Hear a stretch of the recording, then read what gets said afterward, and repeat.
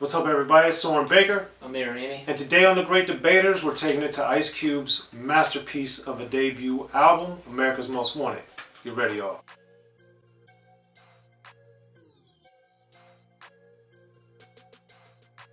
Okay, Amir, so today on The Great Debaters, we are going to take a look at the top 3 picks on Ice Cube's debut solo album, America's Most Wanted. Now, this album blew my mind back in so many ways, and many of which I'm going to explain in my picks. But for you, Amir, I know Ice Cube, you think is the best rapper, favorite rapper, and released the best album of all time with Death Certificate. This is the album that precedes it, with, of course, Killer Will in the middle as a little appetizer. But for you, Amir, what were your initial thoughts and reactions to America's Most Wanted, and why? Man, I freaking loved it, dude. It's so good. I mean, when I first started off, it was all like N.W.A, and then I listened to this very shortly thereafter, probably within the same month or 2 months of listening to Straight Outta Compton and N.W.A Greatest Hits. I did listen to this in order, and as you should with all music, but especially albums like this. And really, this is another one of those albums where it's going to be tough to pick my top 3. I was really between like 6 songs. For me, in particular, the first half of the album is so incredible. The second half is also very, very great. But for me, just the first half is just, it's so amazing on this album. But anyways, let's just get into it, man.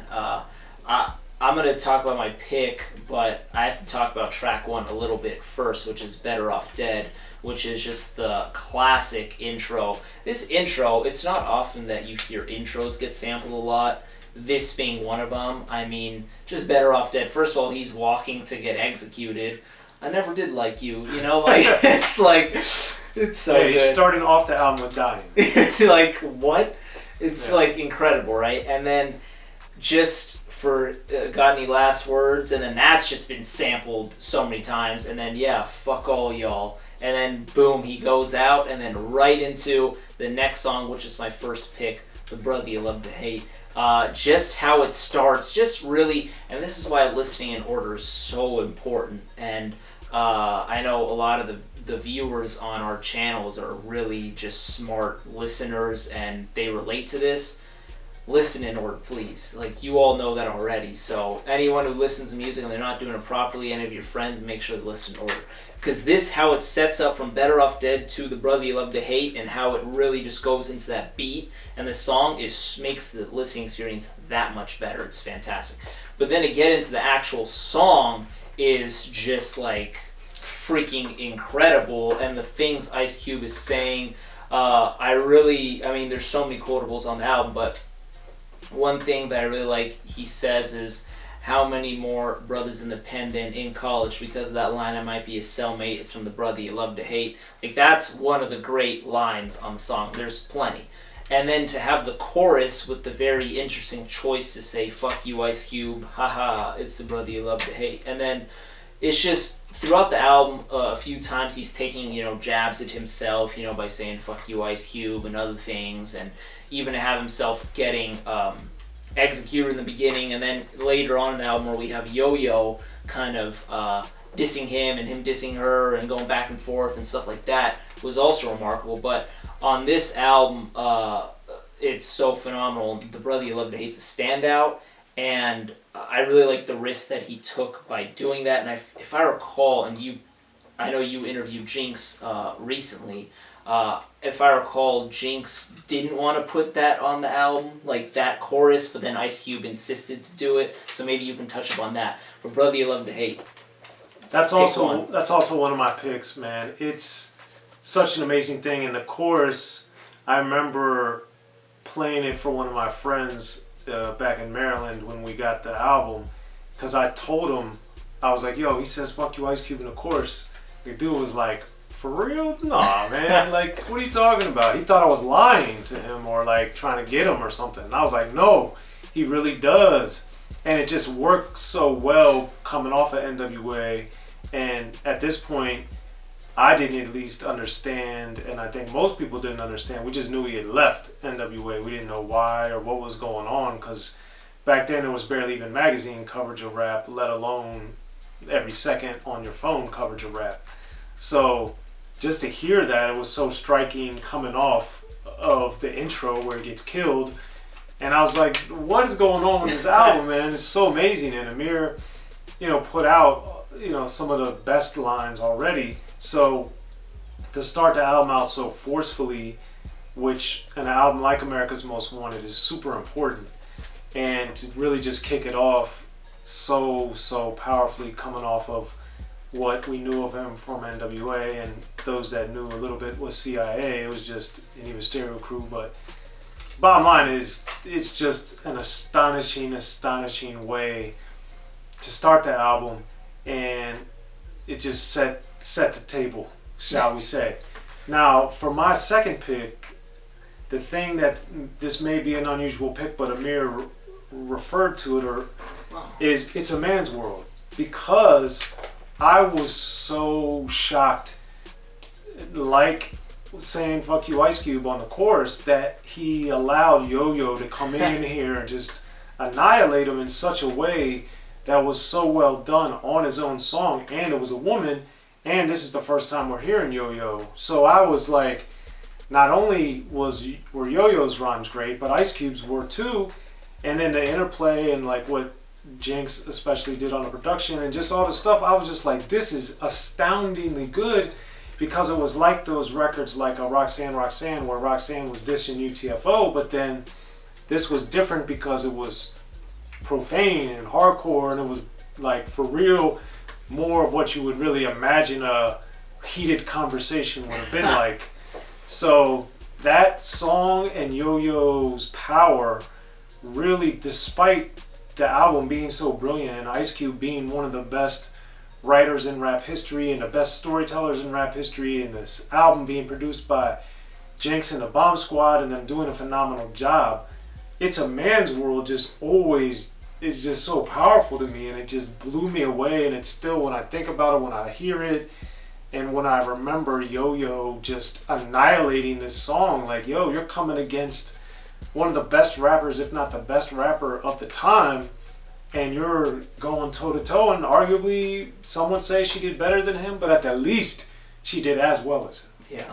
And that just is phenomenal to me. Just shout out to Yo-Yo, as always. Definitely, man. And just the James Brown sample, and just the start just of that song where bitch, back about the tip, just all that, just really just starting the song off, and Ice Cube and the production team of Sir Jinx and the Bomb Squad just really know how to make the song that much better, and genius. That's not one of my picks, but genius. And there were a couple collaborations on this album, that being one of the premier ones for sure.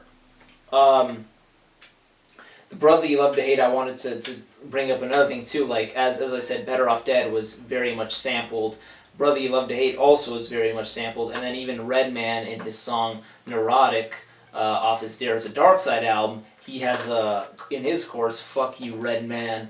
And I just think, so many of the greats sample and borrow ideas and are inspired by other of the greats, so it's always awesome to see like some of your favorites shout out other of your favorites. So shout out Redman. But my second pick, this is just one of my favorite storytelling tracks ever. It's also funny to me. It's just, the beat is incredible, and that would have to be You Can't Fade Me, which is also on the first half of this album.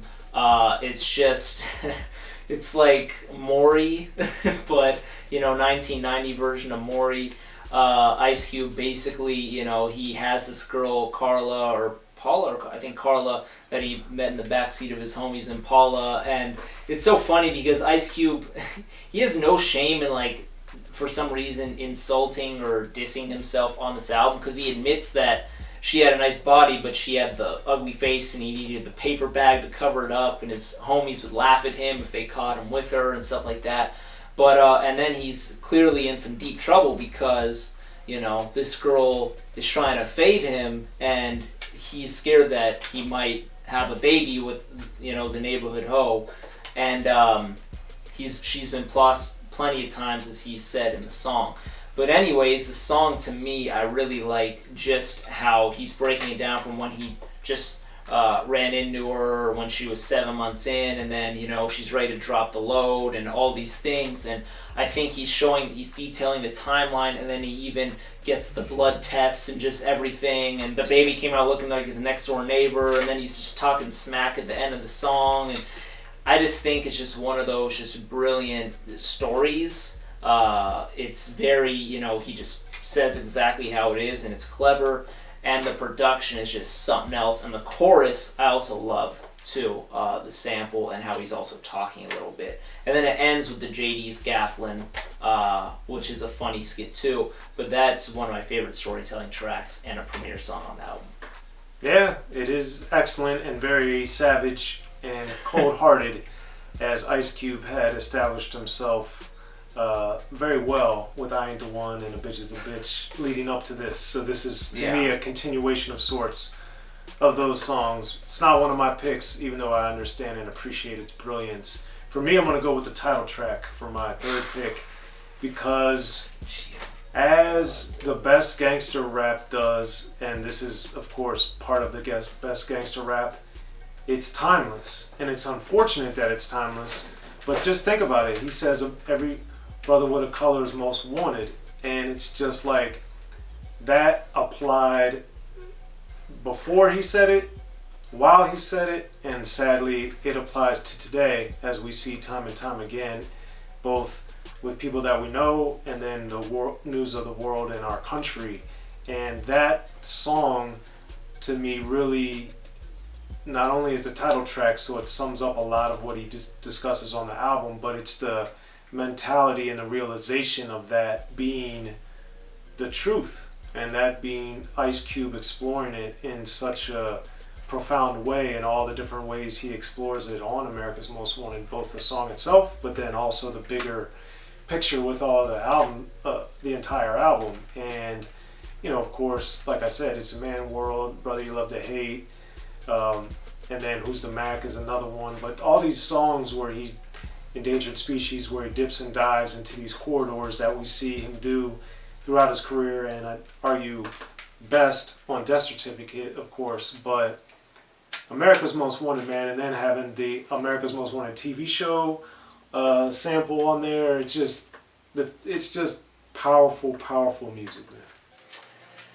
Yeah, that's very true. And then, you know, one of the lyrics that really also is just so powerful on it, because there's just so many, but just one, where he says, when I think back when I was robbing my own kind, the police didn't pay it no mind. But when I start robbing the white folks, now I'm in the pen with a soap on the rope. And it's just, dude, I don't even have to explain it. We'll just leave that there.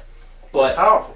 That's a perfect segue to my next pick, or my last pick, which would be Endangered Species, Tales from a Dark Side, featuring the great Chuck D. And, oh man, dude, this song, all verses are fantastic and amazing. And if I had to urge anyone to just, because I'm hoping you've all heard this, but just revisit just that first verse. And it's phenomenal. It is literally, if you just listen to that first verse and you turn on the news, everything that's been going on, it's literally that. It's phenomenal. And just in the beginning, how we have an endangered species, blacks have entered the endangered species list and whatever, and then it's just like, they're always so good at just starting up these songs. Bomb Squad, Ice Cube, Sir Jinx, all those names are great at that. And then just the things that Ice Cube is saying, like peace, don't make me laugh, all I hear is motherfuckers rapping succotash. How the fuck do you figure that I can yell peace and the gunshots won't cease? Every cop killing goes ignored. They just send another brother to the morgue. A point scored. They can give a fuck about us. They'd rather catch us with guns and white powder. If I was old, they'd probably befriend me since I'm young.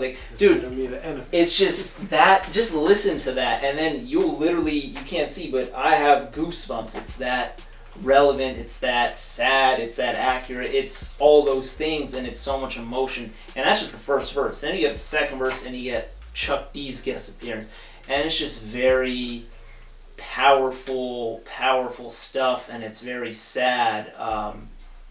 And it is what it is. But you know, this album has so much going on, whether it's, you know, the pregnancy scare of You Can't Fade Me, to the realities of America's Most Wanted and Endangered Species, whether it's the back and forth of the female and male braggadocio and all that with the It's a Man's World, and Who's the Mac, whether it be this guy or this person. And then you just get so many tales on a 16-track album, and it's a phenomenal piece of work, and definitely one of my favorites of all time. So we can discuss every song on this album if we wanted to. But well, I also think with Endangered Species, that's probably, to me, as well as the Brother You Love to Hate and the title track, that first verse is probably one of the best verses on the album, and maybe even the best verse. But it's just sad. And I interviewed Ice Cube several times and spent a lot of time with him over the years. And I never forget, he told me in the year 2000, he just said he wished his music wasn't as popular anymore because that would mean it wasn't relevant. And that was literally 20 years ago when he told me that. I'll never forget, we were sitting in a Priority Records office in Hollywood, and he told me that, and now, sadly, almost every song on this album is still as relevant, if not more relevant, in 2020 than it was when it came out in 1990. And that speaks to Ice Cube's potency as a writer and the unfortunate, horrible state that our country remains in a lot of ways. So, that's why we wanted to talk about the best 3 picks on America's Most Wanted. You guys got my 3 picks. You got Amir's 3 picks. Be sure to hit us on the comment section as always. And please be sure to like, subscribe, and share to both Unique Access Entertainment and Rappin and Snackin. And when you hit us up in the comments, as you know, we'll hit you back. But let us know what you guys think. The best 3 tracks, Ice Cube, America's Most Wanted, y'all.